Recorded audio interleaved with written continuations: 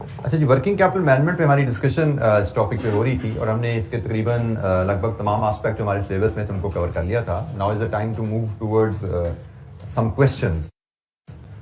दो क्वेश्चन हमें ICAP के क्वेश्चन बैंक में सिर्फ मिलते हैं इस एरिया पे। एक क्वेश्चन कुछ मैंने आइडेंटिफाई करके कल आपसे हैंडआउट पे शेयर किया था। आई कैप के क्वेश्चन जो हैं वो भी हमारे क्वेश्चन बैंक में शामिल हैं। एक एडिशनल क्वेश्चन आपसे हैंडआउट में शेयर हो गया। तो 3 क्वेश्चन हम इंशाल्लाह कोशिश करेंगे इस एजेंडा पे, वर्किंग कैपिटल के एजेंडा पे हम डिस्कस करें। तो लेकिन बिफोर वी मूव फॉरवर्ड, कोई इशू कल के लेक्चर से, कोई सवाल, कोई पॉइंट जो आप समझते हैं कि आपको एक्सप्लेनेशन चाहिए उसकी? कल हमने वैसे क्या डिस्कस किया था, वर्किंग कैपिटल रिक्वायरमेंट डिटरमिन करना।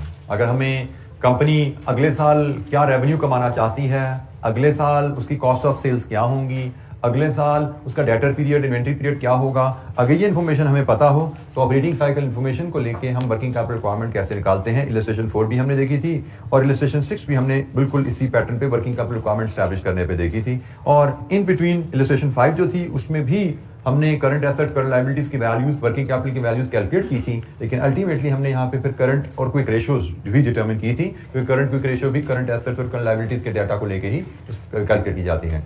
ब्रीफ डिस्कशन हमारी sale revenue to net working capital ratio पे थी। इसकी क्या एप्लीकेशन है, ये हमें क्या बताती है, इस पे हमारी बात हुई। तो कोई सवाल जी कल के लेक्चर से?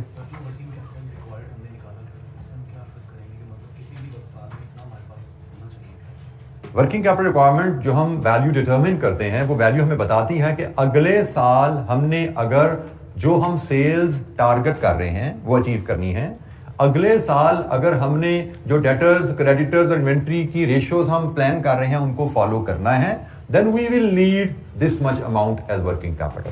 हमारे पास इतना पैसा अगले साल होना चाहिए एज वर्किंग कैपिटल, तभी हम अपने बिजनेस को सपोर्ट कर पाएंगे। एंड अगर हमारे पास करंटली वो पैसा अवेलेबल नहीं है, then it is a time to go for its arrangement. अभी से बंदोबस्त करना शुरू कीजिए। ऐसा ना हो कि आप पहले लोगों को चीजें ज्यादा बेच दें, पैसे उनमें फंस जाएं जाके आपके, और सप्लायर आपसे पेमेंट लेने आए, बैंक आपसे इंटरेस्ट मांगने हैं, तो आपका पता लगे मेरे पास तो पैसा ही नहीं है। आप पहले ही एंटिसिपेट करें कि मैंने अगले साल ज्यादा सेल्स करनी है तो मेरे डेटर्स में ज्यादा पैसे ब्लॉक होंगे। कल हमने ये डिस्कशन पढ़ी थी ना कि ऑपरेटिंग साइकिल आपका बढ़ता है तो आपका ऑपरेटिंग कैश फ्लो अवेलेबल कम हो जाता है, क्योंकि पैसा आपका एसेट्स में ब्लॉक हो जाता है।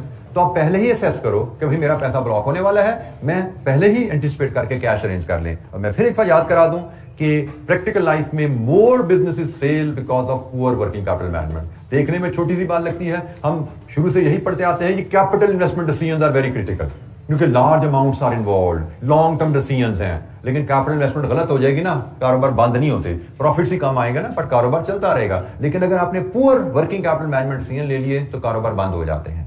So it is more critical than capital investment decisions. अच्छा जी, हम क्वेश्चन को देखते हैं। पहला क्वेश्चन जो हमारे पास क्वेश्चन बैंक में अवेलेबल है वो तो बड़ा स्ट्रेट फॉरवर्ड सा सादा सा सवाल है। So it should not take much of our time, we should not plan to invest much time on this question, in fact I should से।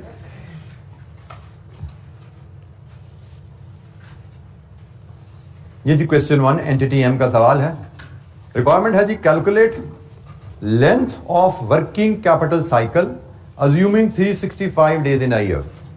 Length of working capital cycle, cash operating cycle को यहां पर उसने working capital cycle लिख दिया। कोई work की वारी की बात नहीं है, साइकिल से समझ लो साइकिल ही है, माउंटेन बाइक है या स्पीड बाइक का कोई फर्क नहीं पड़ता है, ये साइकिल ही, ठीक है जी। तो साइकिल हमने कैलकुलेट करना है, वर्किंग कैपिटल साइकिल कह दिया, कोई बात नहीं।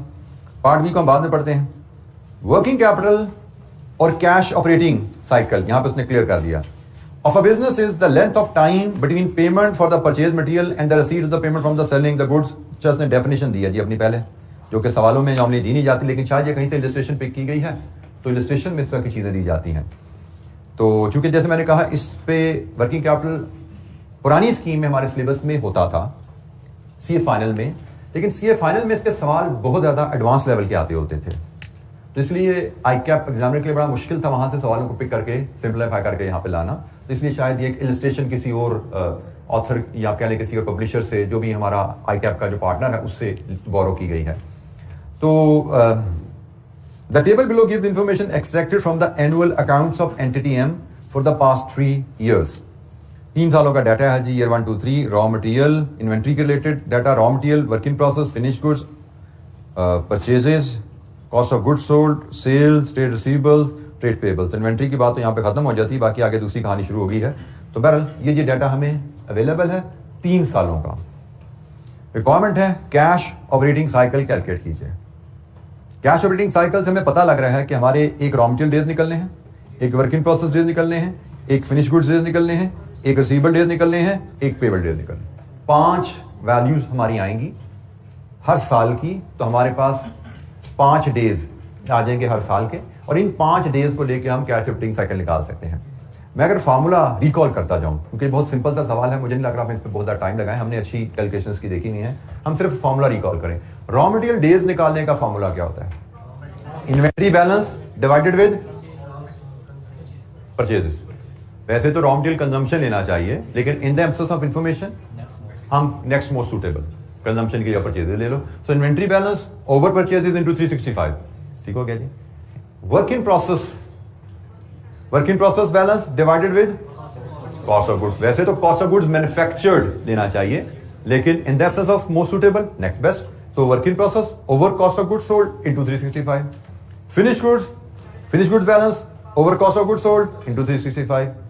फिर आ जाए जी receivable balance over credit sales. ख्याल रखना है क्रेडिट सेल, यहां पे in the absence of information we assume all the sales will be on credit, so receivable over credit sale into 365। और पेबल बैलेंस क्या है? Payable balance over credit purchases, ये भी ख्याल रखना है, हम अज्यूम करेंगे सारी परचेज डेट है इनटू 365। तो ये सिंपली हमें यहां से इन वैल्यूज को कैलकुलेट करके डेज कैलकुलेट करने हैं, और ये जी हमारे पास हमें जो इन्फॉर्मेशन आ गई, ये रॉ मटेरियल डेज हैं, ये आपके वर्क इन प्रोसेस डेज हैं, ये आपके फिनिश गुड्स डेज हैं, ये आपके रिसीवेबल डेज हैं, और ये आपके क्रेडिटर डेज हैं जो माइनस किए हैं। अरेंजमेंट इसने प्लस माइनस जैसे भी कर दी, हमें इसकी टेंशन नहीं है। हमें पता है raw material days plus work in process days plus finish good days plus debtor days minus creditor days is our cash operating cycle. ये 3 सालों की कैश ऑपरेटिंग साइकिल की कैलकुलेशन है, which is a very straightforward, एक illustration के मजाज का ये क्वेश्चन है। तो ये जी हमारे पास कैश ऑपरेटिंग साइकिल आता है। यहाँ पे उसने वो बात लिख दी, all sales and purchase are considered to be on credit. जो हमने बात, ये भी हमने बात बोलने में कर दी, ये लिखना जरूरी है कि हमें पता होना चाहिए कि यहाँ पे भी क्रेडिट परचेज यूज होती हैं और यहाँ पे भी क्रेडिट सेल्स यूज होती हैं रिसीवेबल में। तो ये पार्ट तो कैलकुलेशन का नहायत सिंपल है। पार्ट बी में हम थोड़ा सा टाइम लगाते हैं, उसकी डिस्कशन को हम थोड़ा सा टाइम देते हैं। उसमें उसने क्या बात की है? List the action that management of entity M might take to reduce the length of cash operating cycle. Length of cash operating cycle काफी ज्यादा नजर आ रही है, इसको रिड्यूस करने के लिए मैनेजमेंट क्या कर सकती है? तो जनाब इसको रिड्यूस करने के लिए आप इन्वेंट्री डेज को नीचे ले आएं, आप वर्क इन प्रोसेस डेज को नीचे लाएं, फिनिश गुड डेज को नीचे लाएं, डेटर डेज नीचे लाएं और क्रेडिटर डेज को ऊपर ले लें। इनमें से कोई स्टेप लेंगे तो ये आपका ऑपरेटिंग साइकिल कम हो जाएगा। अब हम वन बाय वन पे थोड़ी सी बात करते हैं कि रॉ मटेरियल डेज को नीचे लाने के लिए हम क्या कर सकते हैं। रॉ मटेरियल डेज से मुराद हमारे पास रॉ मटेरियल इस्तेमाल होने से पहले कितनी देर रहता है, एक इस अंदाज में देखा जाता है। और दूसरी बात, रॉ मटेरियल डेज जितने ज्यादा है इसका मतलब हमारा इन्वेंट्री बैलेंस उतना ज्यादा है। तो अब हम रॉ मटेरियल डेज को नीचे लाने से मुराद है इन्वेंट्री बैलेंस को कम करने की कैसे कोशिश कर सकते हैं। हम इन्वेंट्री मैनेजमेंट पढ़ के आए हैं, पुराने सिलेबस में से ही इन्वेंट्री मैनेजमेंट कहीं पढ़ा हुआ है। तो इन्वेंट्री बैलेंस को कम करने के लिए क्या कोशिश की जा सकती है, रॉ मटेरियल इन्वेंट्री बैलेंस को कम करने की? रिलायबल सप्लायर से अगर डील करें तो हम सेफ्टी स्टॉक को एलिमिनेट कर सकते हैं अपने इन्वेंट्री में से, स्टॉक लेवल्स हम कम कर सकते हैं। रिलायबल सप्लायर से डील करें तो स्टॉक लेवल्स हम कम कर सकते हैं। ये एक बड़ा अहम स्टेप है रॉ मटेरियल इन्वेंट्री के उसको कम करने का। इसको मजीद हम कह सकते हैं कि अगर हम लीड टाइम कम कर सकें, उससे भी इन्वेंट्री लेवल कम हो जाते हैं। और लीड टाइम कम करने के लिए we may try to locate supplier in the near vicinity. हम दूर दराज से कहीं मंगवाते हैं माल, किसी नियर विसिनिटी में सप्लायर को आइडेंटिफाई कर लें, लीड टाइम कम कर दें और रिलायबल सप्लायर हो जाए हमारा, और उसके डिले पे पेनल्टियां डाल दें कि डिले करेगा तो पेनल्टी पड़ेगी भी तुझे, तो टाइम पे सप्लाई आएगी, जल्दी आएगी, तो हमारा रॉ मटेरियल इन्वेंट्री लेवल कम हो सकता है। फिर हम वर्क इन प्रोसेस डेज को कम करने की बात करें। वर्क इन प्रोसेस डेज क्या मेजर कर रहा है? Production time.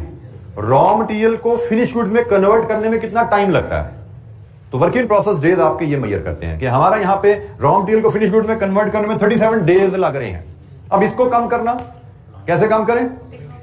टेक्नोलॉजी अपडेट कर दें। हम प्लांट की टेक्नोलॉजी अगर अपग्रेड कर दें तो शायद ये काम हमारा जल्दी होना शुरू हो जाएगा। हम अपनी प्रोडक्शन प्लानिंग इंप्रूव कर लें तो भी शायद उससे कुछ फर्क पड़ जाए। हम प्रोडक्शन प्लानिंग अगर इंप्रूव करें उससे भी कुछ फर्क पड़ सकता है। तो वर्क इन प्रोसेस डेज हमारे कम हो सकते हैं। जी प्रोडक्शन प्लानिंग की जब हमने बात की तो उसमें अगर आपकी लेबर की रिक्वायरमेंट लेबर कम है, जरूरी तो नहीं आपकी सारी प्रोडक्शन लेबर ही कर रही हो, प्लांट की भी बात करते हैं, प्रोडक्शन तो प्लांट पे भी होती है ना। तो यस, अगर आप लेबर इंटेंसिव जॉब में हैं and if you can improve, you can reduce your overall production time by hiring additional labour, if that helps you should consider it. बिल्कुल ऐसा किया जा सकता है इफ इट हेल्प्स। तो अगर मशीनरी की पे बात है तो टेक्नोलॉजी बेहतर करें, प्लानिंग बेहतर करें, उससे फर्क पड़ेगा।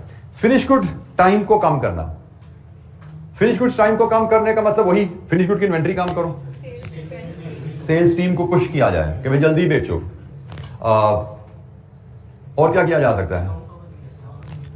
डिस्काउंट, मतलब सेल्स को पुश करें तो हम फिनिश गुड इन्वेंट्री कम कर पाएंगे। डिस्काउंट ऑफर करेंगे तो डिस्काउंट ऑफर करने में तो हमारा प्रॉफिटेबिलिटी डाउन चली जाएगी ना।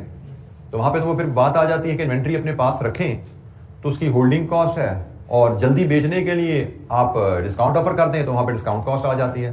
तो बहर हम यहाँ पे कहते हैं हम जल्दी बेचने की बात कर सकते हैं, सेल्स टीम को पुश कर सकते हैं और मार्केटिंग पे स्पेंडिंग कर सकते हैं टू पुश द सेल्स। और इन जनरल एक बात ध्यान में रखें, we should plan to improve inventory management, monitoring बेहतर रखें, और जो चीज प्रोडक्ट जिस रेट से जितनी तेजी से बिक्री है उसी की इन्वेंट्री उस हिसाब से मेंटेन की जाए। अगर मॉनिटरिंग बेहतर करें उससे भी बात कर आप स्लो मूविंग आइटम को आइडेंटिफाई करके उनकी प्रोडक्शन और उनके स्टॉक लेवल्स को मैनेज कर सकते हैं। रिसीवेबल डेज,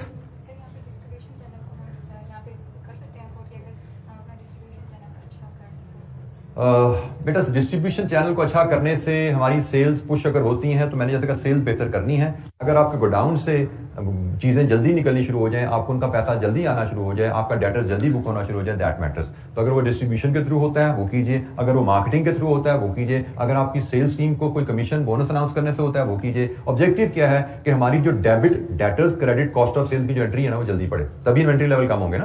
क्योंकि जब आप सेल करोगे दो एंट्रीज पड़ती है ना, एक डेबिट डेटर क्रेडिट सेल्स और दूसरी होती है debit cost of cell credit finish goods. हमने फिनिश गुड इन्वेंट्री नीचे लेके जानी है, वो कब नीचे जाएगी? जब सेल रिकॉर्ड होगी। तो सेल रिकॉर्ड करने के लिए, जल्दी करने के लिए आप जो कर सकते हैं आप सब करेंगे। रिसीवेबल कम करना, अपनी कलेक्शन टीम को स्ट्रेंथन कीजिए, फॉलोअप तगड़ा कीजिए, ठीक है जी। और and you may decide to sell on cash basis only. आप कैसे हम कैश भी बेचते हैं, डेटर्स हो ही ना, या अगर क्रेडिट पे बेचना है तो टर्म कम कर दें, पहले 30 दिन लॉ करते थे 20 दिन लॉ कर दें, और 20 दिन लॉ किया तो फिर फॉलोअप से 20 दिन में पैसा ले भी वापस। ऐसा ना हो कि 20 दिन लॉ करके सो जाएं, 20 दिन कस्टमर का असूल याद रखना, जब तक पैसे मांगो ना देने का दिल किसी का करता नहीं है। वो पर्सनल लाइफ में भी तजर्बे हम लोग को हो जाते हैं दोस्तों को उधार देकर, ठीक है। अब कहते हैं जी जेब में पैसे पड़े होते हैं लेकिन देने का दिल अनफॉर्चुनेटली किसी का नहीं करता। तो ये बड़ा जरूरी है कि मांगोगे पैसा तो मिलेगा। अच्छा जी,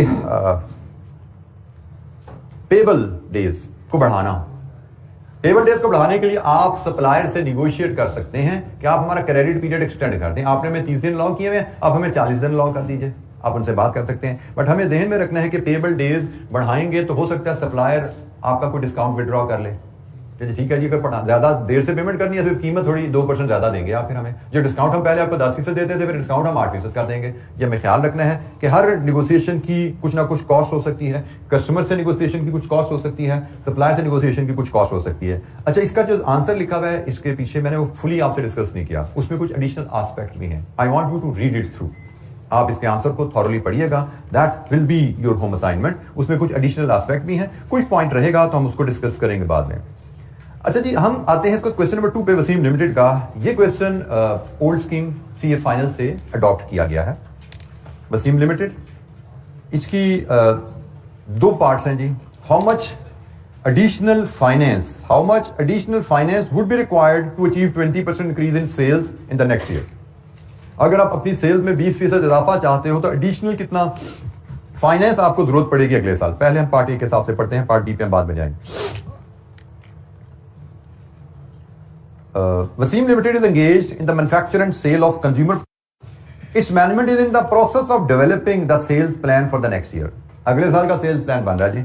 The sales director is of the view that the main hurdle in increasing the sales is the availability of finance. पैसे का मसला है जी, सेल्स बढ़ाने में फाइनेंस रिक्वायर्ड होता है, वो हम डिस्कस कर चुके हैं। जब सेल्स बढ़ेंगी, मोर डेटर, सेल्स बढ़ेंगी, मोर प्रोडक्शन मीन मोर इन्वेंट्री, मोर फाइनेंस। कहते हैं जी फाइनेंस की वजह से हम सेल नहीं बढ़ा पा रहे। The summarise statement of financial position as at 30 November 2016 is given below. जो लास्ट ईयर अभी गुजरा उसकी financial statement of financial position, fixed assets, current assets, liabilities में share capital, retained earning, long term debts and current liabilities, ये इसकी statement of financial position हमें दे दी गई है। ये आपके एसेट का टोटल है, ये आपकी लाइबिलिटीज और इक्विटी का टोटल है. Following additional information is available. It has been estimated that it has been established from the company's past record that any increase in sales requires an additional investment of 140% of additional sales amount in the inventory and accounts receivable. आपकी sales में इजाफा आता है तो जितना sales में इजाफा आता है उसका 140% आपको इन्वेस्ट करना पड़ता है इन्वेंट्री में और रिसीवेबल में. Further, the accounts payable of the company also increased by 25% of the additional sale. आपकी सेल में जितना इजाफा आता है उसके 25% आपके पेबल्स भी बढ़ जाते हैं. The current sales of the company is 1100 million, while the net profit after tax is 10% of sales. If the policy of the company is to distribute 20% of its profits after tax amongst the shareholder of the company, it is the policy of the company to distribute 20% of the profit after tax amongst the shareholder. Requirement, assuming that you are CFO of the company, advise the management on the following. Part A, how much additional finance would be required to achieve 20% increase in sales next year? अच्छा जी, next year cell में इजाफा लेने के लिए हमें कितना पैसा चाहिए होगा, उसका असूल पहला स्टेप है. आप देखो अगले साल इंक्रीज्ड टर्नओवर के साथ how much working capital you will require, उसमें से लेस कर दो how much working capital you have now. ठीक हो गया. पहला तो दो चीजें यही हैं. इसके बाद की बात हम आगे करते हैं. तो दो चीजें हम तो पहले वर्कआउट करें. मैंने जैसे आपसे बात की, हम क्वेश्चन नंबर 2 को डिस्कस अगर कर रहे हैं, हमने कहा जी हमें projected working capital requirement for next year वो ले आए, इसमें से लेस कर दें करंट वर्किंग कैपिटल अवेलेबल. ठीक है जी. तो हमें मिलेगा, फिलहाल हमें मिलेगी यहां से शॉर्टेज. फिर इस शॉर्टेज को कैसे पूरा करना है उसकी बात करते हैं, इस पे हम बाद में बात करते हैं. तो करंट वर्किंग कैपिटल अवेलेबल वो तो बड़ा सिंपल सा काम है जी. करंट वर्किंग कैपिटल अवेलेबल कितना है जी? करंट एसेट्स हमारे हैं 730 माइनस करंट लाइबिलिटीज हैं 515, तो ये बना जी 215. ये रुपीज इन मिलियन में है, रुपीज इन मिलियन में. ये जी हमें हमारे पास करंट अवेलेबल है पैसा.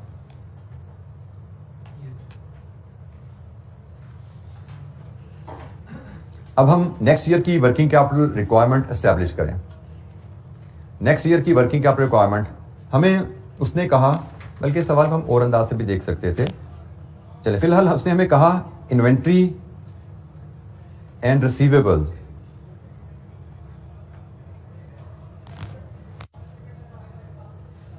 का बैलेंस हमारा कहां जाएगा. हमारा इन्वेंट्री प्लस रिसीवेबल का बैलेंस जाएगा. करंट बैलेंस कितना है हमारा? इन्वेंट्री रिसीवेबल बैलेंस, मैं अगर वर्किंग 1 पे जा रहा हूं, ये मेरी वर्किंग 1 है. इन्वेंट्री एंड रिसीवेबल मेरा करंट बैलेंस कितना है? इन्वेंट्री रिसीवेबल करंट बैलेंस हमें जी 730 मिलियन. और मुझे जो एडिशनल चाहिए वो कितना है? हमें कहा गया है एडिशनल हमें चाहिए एडिशनल सेल्स का. सेल्स कितनी बढ़ने जा रही है अगले साल? ये करंट सेल्स है. अगले साल सेल्स कितनी बढ़ेंगी? 1100 मिलियन करंट सेल्स है हमारी. 1100 मिलियन हमारी करंट सेल्स है. नोट नंबर 2 में देखिए, करंट सेल्स 1100 है और अगले साल इसमें इजाफा होना है कितना जी? 20%. ये कहां पे अवेलेबल है जी? रिक्वायरमेंट में. रिक्वायरमेंट में पार्ट ए में. ठीक है जी. तो जनाब अगले साल हमें 20% एडिशनल सेल्स और इसका 140% हमें चाहिए. कितना पैसा चाहिए?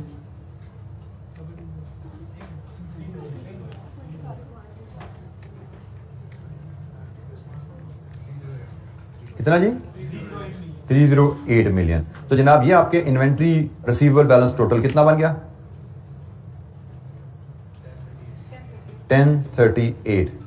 ये आपका अगले साल का रिसीवेबल और इन्वेंट्री का बैलेंस पहुंचेगा.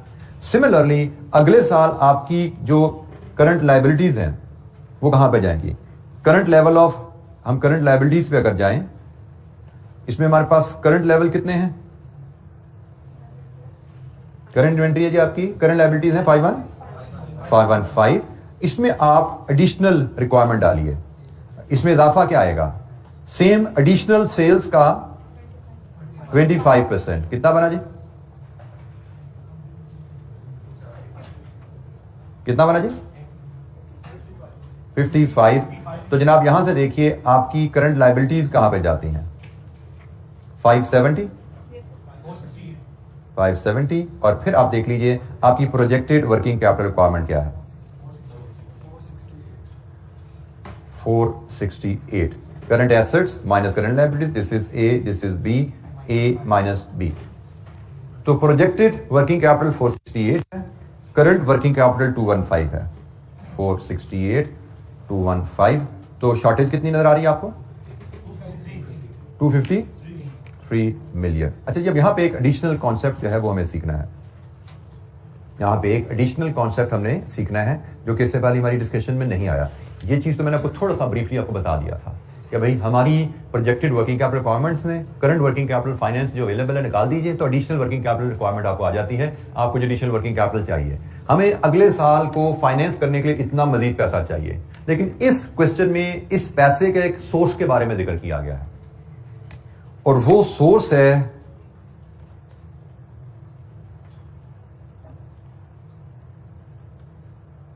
Retain earnings. अगले साल हमें एडिशनल हायर वॉल्यूम को सपोर्ट करने के लिए इतना पैसा मजीद चाहिए, लेकिन अगले साल इसमें से कुछ पैसा तो हम प्रॉफिट की मद में कमा भी तो लेंगे ना, तो सारा पैसा हमें शेयर होल्डर से मंगवाने की जरूरत शायद नहीं है। तो ये एक एंगल याद रखिएगा। अगले साल हमें पैसा चाहिए वर्किंग कैपिटल में इन्वेस्टमेंट के लिए। वर्किंग कैपिटल से मुराद long term funds. Long term fund में इक्विटी भी आती है, लॉन्ग टर्म फंड में डेट भी आता है। हमें ये लॉन्ग टर्म फंड से इतना पैसा अगले साल चाहिए, लेकिन अगले साल में हम कुछ मुनाफा भी तो कमा रहे हैं, कुछ मुनाफा रिटेन भी तो कर रहे हैं। तो रिटेन्ड मुनाफा क्या होता है?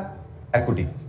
रिटेन मुनाफे का मतलब इक्विटी में इजाफा। रिटेन मुनाफे का मतलब इक्विटी में इजाफा। तो अगले साल हम कुछ मुनाफा रिटेन भी तो कर रहे हैं, तो वो तो इक्विटी में इजाफा मतलब फाइनेंस थ्रू इक्विटी अवेलेबल हो गया, तो उसको भी हमें यहां से डिडक्ट करना है। इसके बाद बचेगा भाई मजीद पैसा जो एडिशनल फाइनेंस जो अरेंज करना है वो हमें यहां से मिलेगा। Additional finance to be arranged.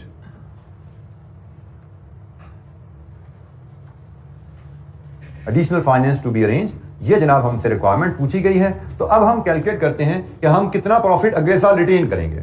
उसके लिए डिटेल उसने में दी है कि करंट सेल हमारी 1100 है, अगले साल ये सेल 25% ज्यादा होगी। हम मुनाफा कमाते हैं कितना? 10% of note number 2। Note number 2 sale 20% ज्यादा है, सॉरी सेल 20% ज्यादा है। अगले साल हमारी सेल्स होंगी जनाब ये, और नोट नंबर 2 में कहा गया है कि net profit after tax 10% of sales होता है। ये अगले साल का प्रॉफिट आफ्टर टैक्स आ गया। और फिर नोट नंबर 3 में बताया गया है इसमें से 20% डिविडेंड दे दिया जाता है। इसका मतलब रिटेन कितना किया जाता है? 80%। अगले साल हम कितना प्रॉफिट रिटेन करेंगे? कितना रिटेन करेंगे जी? 105.60। तो जनाब हमें अगले साल इतना टोटल पैसा चाहिए, इसमें से इतना हमें इक्विटी से मिल जाएगा अगले साल में। तो हमें कितना पैसा एडिशनल अरेंज करना पड़ेगा बाहर? 147.40। यह है वो पैसा जो हमें बाहर से लाना पड़ेगा। यह हम शेयर होल्डर से लाएं या हम लॉन्ग टर्म डेट से लाएं। हमें टोटल लॉन्ग टर्म फंड में इतना पैसा अगले साल चाहिए, इतना पैसा इक्विटी में हमारा ऐड हो जाएगा। यह पैसा हमें लाना पड़ेगा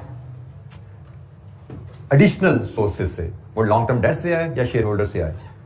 यह है हमारा पार्ट, इसका 1 पार्ट ए।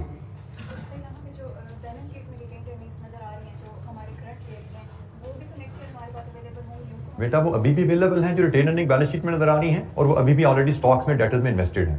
क्रेडिट साइड पे नजर आ रही है, तो डेबिट साइड पे वो कहां पड़ी है? डेबिट क्रेडिट बैलेंस हुआ है ना। तो क्रेडिट साइड पे अगर आपको रिटेन अर्निंग अभी नजर आ रही है तो इसका मतलब ऑलरेडी रिटेन्ड है और इन्वेस्टेड हैं in your stocks and receivables. हम तो अगले साल की बात कर रहे हैं, अगले साल मजीद हमें पैसा चाहिए होगा।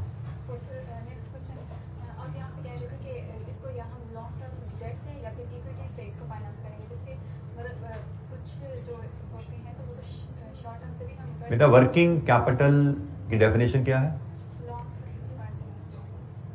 Long term finance invested in current assets.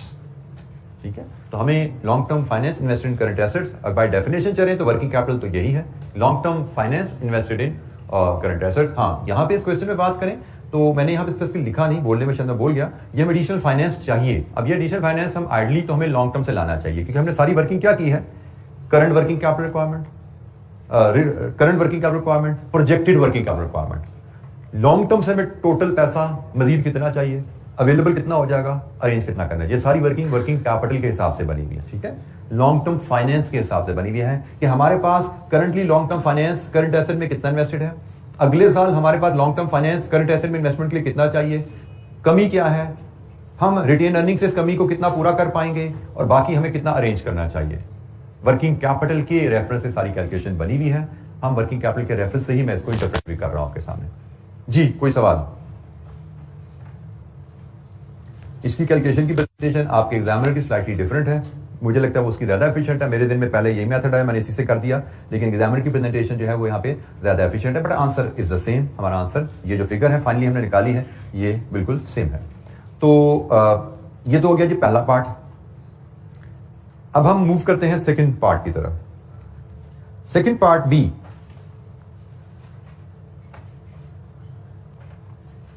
What would be the maximum growth in sale that company can achieve? ये तो सुनिएगा, ये एक इक्वेशन बेस्ड सवाल है, इसमें एक सिर्फ इक्वेशन आपको डेवलप करनी है, आपका सवाल हल होगा। What would be the maximum growth in sale that company can achieve if external finances are not available? अगर external finances available नहीं हैं तो कंपनी कितनी ग्रोथ अचीव कर सकती है? जरा जवाब पे आइए। हमने अभी जो जवाब बनाया पिछले सवाल का, हमने इसमें लिखा कि अगर कंपनी ने 20% ग्रोथ अचीव करनी है तो कंपनी को कितना एडिशनल फाइनेंस चाहिए, यही बना ना, मतलब 20% ग्रोथ लेनी है तो एडिशनल फाइनेंस चाहिए। अब वो कह रहे हैं अगर एडिशनल फाइनेंस अवेलेबल ना हो तो कितनी ग्रोथ ले सकते हो। अच्छा जी, इसकी अब जो रिलेशनशिप बनेगा, यहाँ पे इक्वेशन जो बनेगी वो कुछ हम इस अंदाज में बिल्ड करेंगे। हम बी, इसको मैं 1 कह देता हूं, उसने लिखा तो उसमें बुलेट लगाई हुई है, but I read it as B1, ठीक है जी। तो हमने कहा जी हमारे पास फंड रिक्वायरमेंट और फंड अवेलेबिलिटी की सिचुएशन क्या है। फंड रिक्वायरमेंट हमारी वर्किंग कैपिटल से निकलेगी और फंड अवेलेबिलिटी हमारी रिटेन्ड अर्निंग से निकलेगी।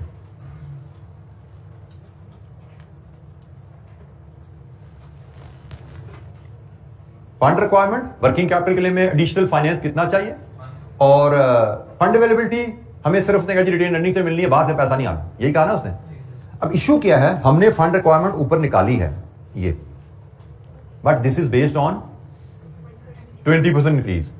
अब मसला यह है 20%, उसी में तो एक्स लग गया, कितने परसेंट ग्रोथ। तो इसके लिए हम एक इक्वेशन बनाते हैं, हम कहते हैं जी हमें फंड रिक्वायरमेंट जो है वो जो है इंक्रीज इन सेल का 140% चाहिए एसेट्स में डालने के लिए, और उसमें से 25% हमें मिल जाएगा क्रेडिटर से। तो इसका मतलब मेरी फंड रिक्वायरमेंट जो नेट बनेगी, assuming x is the growth rate, मेरी फंड रिक्वायरमेंट है 1100 इंटू एक्स, ये ग्रोथ इन सेल्स आ गई। इसका 140% ये मुझे करंट एसेट्स में डालने के लिए चाहिए, और 1100x का 25% मुझे क्रेडिटर से मिल जाएगा। मुझे net working capital additional finance इतना चाहिए, ये समझ आती है। मुझे एडिशनल फाइनेंस जो चाहिए, additional sales assuming growth rate is X, मुझे एडिशनल सेल्स का 140% करंट एसेट्स में डालने के लिए चाहिए, और एडिशनल सेल्स का 25% मुझे क्रेडिटर से मिल जाएगा। तो नेट इन्वेस्टमेंट मुझे एडिशनल कितनी चाहिए, और मेरे पास प्रॉफिट से जो पैसे अवेलेबल होते हैं वो सिर्फ रिटेन अर्निंग होगी। मेरी सेल्स अगर 11%, अगर एक्स इज द ग्रोथ, अगले साल मेरी सेल्स जो होंगी वो 1 + x होंगी। इसका 10% मेरा प्रॉफिट आफ्टर टैक्स होगा, और इसका 80% मैं प्रॉफिट रिटेन कर रहा हूं। मसला सिर्फ एक्स का ना, एक्स का मुझे नहीं पता, लेकिन मैं कह रहा हूं अगर मेरा ग्रोथ रेट एक्स है तो जनाब इतना पैसा मुझे चाहिए और इतना पैसा मुझे अवेलेबल होगा। तो ये दोनों चीजें जिस एक्स पे बराबर है, that is the maximum growth rate, क्योंकि मैंने अपनी सारी फंडिंग रिक्वायरमेंट इंटरनल सोर्सेज से पूरी करनी है। तो मेरे इंटरनल सोर्स से मुझे पैसा कितना अवेलेबल होने वाला है, और इस पैसे से मैं कितनी ग्रोथ फाइनेंस कर सकता हूं। Solve this equation for x. आप इस इक्वेशन को एक्स के लिए सॉल्व कर लीजिए, you should get your answer 7.48%। This is the growth. आपका आंसर बेसिकली यहां पे जो इस इक्वेशन से निकला होगा दैट 0.0748 होगा, जिसको हम 7.48% पढ़ते हैं। इस इक्वेशन को सॉल्व करेंगे, आपका आंसर 0.0748 होगा, जिसको हम 7.48 पढ़ते हैं। हमें पैसा जो चाहिए करंट एसेट में इन्वेस्ट करने के लिए कितना चाहिए, इसमें से कितना पैसा करंट लायबिलिटी से निकल आएगा, ये हमारी net investment in working capital है। हमें इतना पैसा ग्रोथ को फाइनेंस करने के लिए चाहिए और इतना पैसा हमें इंटरनली अवेलेबल हो सकता है रिटेन प्रॉफिट की मदद से, इसके अलावा हमें कोई पैसा नहीं मिलना। तो भाई क्या एक्स हो कि ये दोनों चीजें बराबर हो जाएं, फंड रिक्वायरमेंट फंड अवेलेबिलिटी के बराबर हो जाए। ये हमारा B1 है। एनी क्वेश्चन बेटा? ये अगले साल की टोटल सेल्स आ गई ना, वो तो है फंड रिक्वायरमेंट। फंड रिक्वायरमेंट तो एडिशनल सेल पे मिलनी है, लेकिन प्रॉफिट रिटेन तो टोटल सेल्स में से होना है। अगले साल का टोटल सेल्स में से उसमें से प्रॉफिट रिटेन होना है।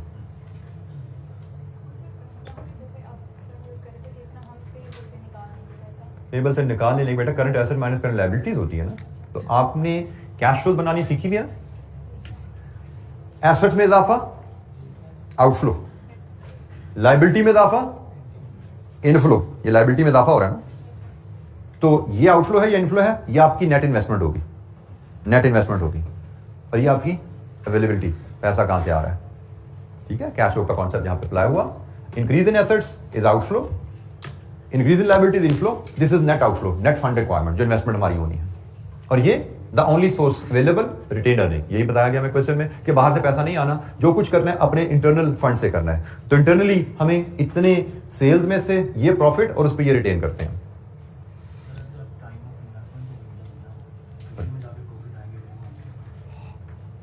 अच्छा, ये एक सवाल अच्छा है, आपके ज़हन में अक्सर आता है कि इन्वेस्टमेंट तो हमें शायद साल के शुरू में करनी पड़ेगी, प्रॉफिट तो ड्यूरिंग द ईयर साल के एंड तक कमाया जाएगा। अच्छा, वर्किंग कैपिटल एनालिसिस के वर्किंग में थोड़ा सा आपने एक चीज ध्यान में रखनी है कि बातें हम सारी कैश फ्लो मैनेजमेंट अरेंजमेंट के हिसाब से कर रहे होते हैं, लेकिन सारी जो एनालिसिस होता है वो बैलेंस शीट के ऊपर हो रहा होता है।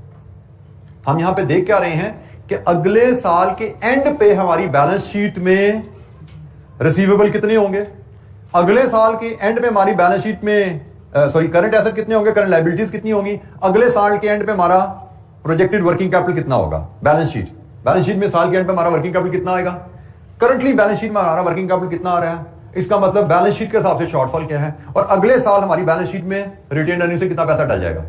तो वर्किंग बातें हम कैश फ्लो के हिसाब से जरूर कर रहे हैं, लेकिन ये सारी कैलकुलेशन बैलेंस शीट बेस्ड होती है। हम ये नहीं देखते पैसा साल के शुरू में चाहिए, साल के बीच में चाहिए, साल के एंड में चाहिए। हम कहते हैं हमारी आज की बैलेंस शीट क्या है, हमारी साल बाद की बैलेंस शीट कैसी बनेगी।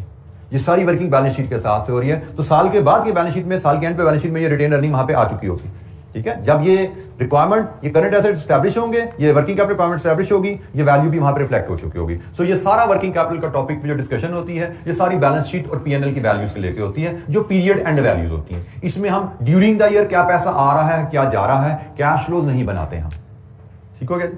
तो ये भी पॉइंट ध्यान में रखिएगा, ये क्लैरिटी रखिएगा। Balance sheet financial statement based सारी वर्किंग है, और फाइनेंशियल स्टेटमेंट पीरियड एंड पे ही अवेलेबल होती हैं। ड्यूरिंग द पीरियड में प्लस माइनस क्या हो रहा है उसको हमने फॉलो नहीं करना जी। Any other question? Part B1 एक बार फिर पढ़ लीजिए। रिक्वायरमेंट ये आपके सामने सॉल्व हुई है, कुछ चीज समझ नहीं आती पूछिए।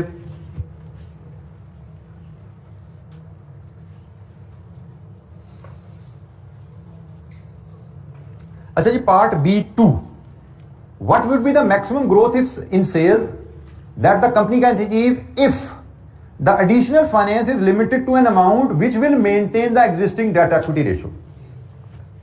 मतलब एडिशनल फाइनेंस डेट से आएगा शायद, और उस रेशियो में आएगा कि आपकी करंट डेट रेशियो में, डेट इक्विटी रेशियो मेंटेन रहे। तो भाई करंट डेट इक्विटी रेशियो कहां पे है, ये बैलेंस शीट पे आ रहा है।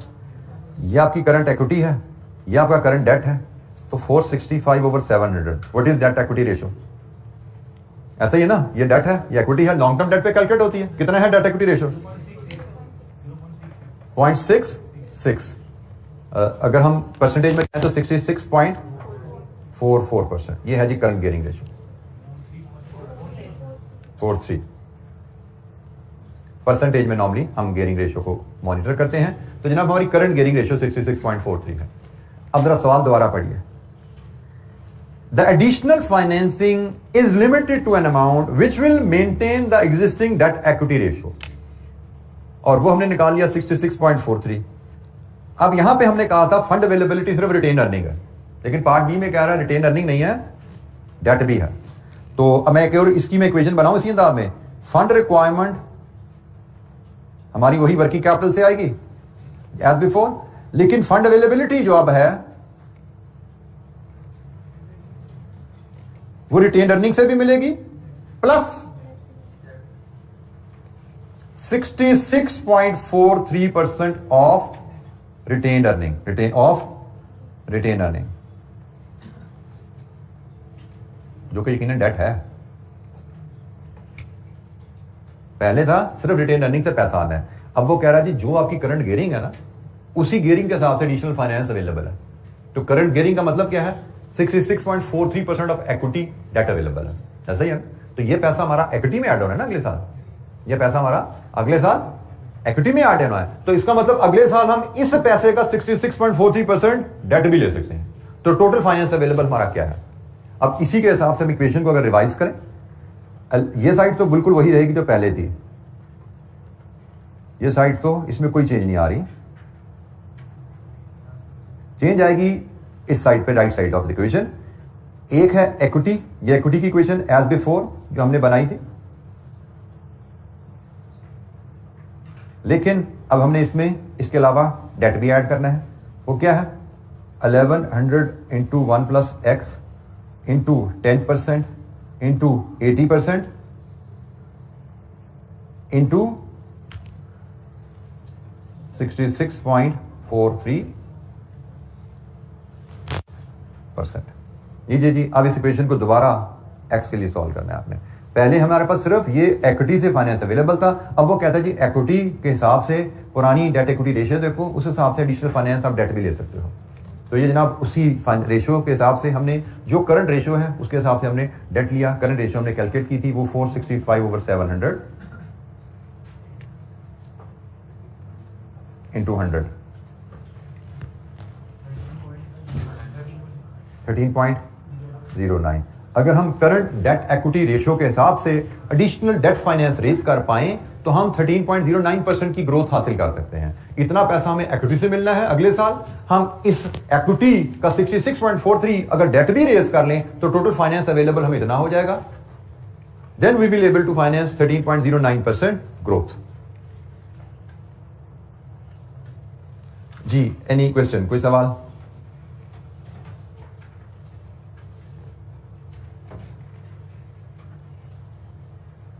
अब इस तरह के सवालों में असल पॉइंट यही है कि आप इस बेस को कैप्चर कर सको। अगर आप बेस कैप्चर नहीं करते तो सवाल अटेम्प्ट आप नहीं कर पाते। वर्किंग कैपिटल रिक्वायरमेंट को लेके पास्ट पेपर क्वेश्चन हमने देखा, ये एक decent level past paper question है। मैं इसको नहीं कहता कि ये आप लोगों के लिहाज से कोई आसान सवाल है, it's a decent level, difficulty level पे ये क्वेश्चन है ये।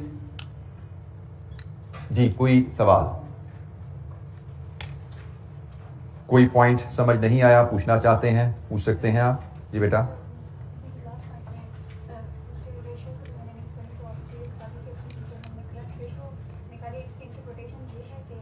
बेटा मैंने इस सवाल में करंट रेशियो कहीं नहीं निकाली, मैंने इस सवाल में सिर्फ ये डेट इक्विटी रेशियो निकाली है। ठीक है, ये डेट इक्विटी रेशियो आपकी कैलकुलेट की जाती है, इसका फार्मूला होता है long term debt over equity, और ये परसेंटेज 100 में ली जाती है। ठीक है, ये आपका लॉन्ग टर्म डेट है और ये आपकी इक्विटी है। इक्विटी कहां से आई है? ये share capital plus retain earning, ये आपकी इक्विटी है, ये लॉन्ग टर्म डेट है। तो long term debt over equity ये है रेशियो जो हमने कैलकुलेट की है।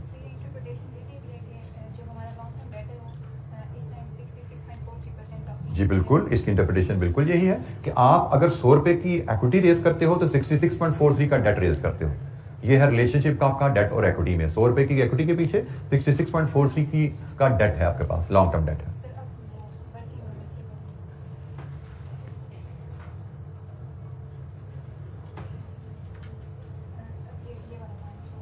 बेटा ये आपकी इक्विटी है जो अगले साल आपको मिलेगी, तो इसका 66.43 डेट भी आप ले सकते हो। जितनी आपकी इक्विटी आएगी उसका 66.43% आप डेट भी ले सकते हो। यही बात उसने लिखी है कि finance is available in the existing debt equity ratio. जिस रेशियो में आप एग्जिस्टिंग आप लेके चल रहे हो डेट और इक्विटी को, उसी रेशियो में आइंदा भी आप लेके चल पाओगे। जी, एनी क्वेश्चन, कोई सवाल? अच्छा जी, आज के लिए हम डिस्कशन इतनी ही रखते हैं। टाइम हमारा 9:55 हुआ है, अभी हमारे पास 5 मिनट तो थे, लेकिन आगे हम चूंकि एक और एग्जामिनर क्वेश्चन डिस्कस करना चाहते हैं, that will require some more time. तो वो हमने क्वेश्चन नंबर 3 जो कल आपको हैंडआउट शेयर किया था ग्रुप में, वो क्वेश्चन हमने शेयर करना है। और उसके बाद हम कल थोड़ी सी डिस्कशन अपनी बजटिंग एंड फोरकास्टिंग पे भी इंशाअल्लाह शुरू करेंगे, जो नेक्स्ट टॉपिक है, क्योंकि क्वेश्चन में हमारा 15-20 मिनट लगेंगे, तो मेरे ख्याल में will have sufficient time to start the next chapter tomorrow इंशाअल्लाह। ठीक है जी, थैंक यू वेरी मच, अस्सलाम वालेकुम।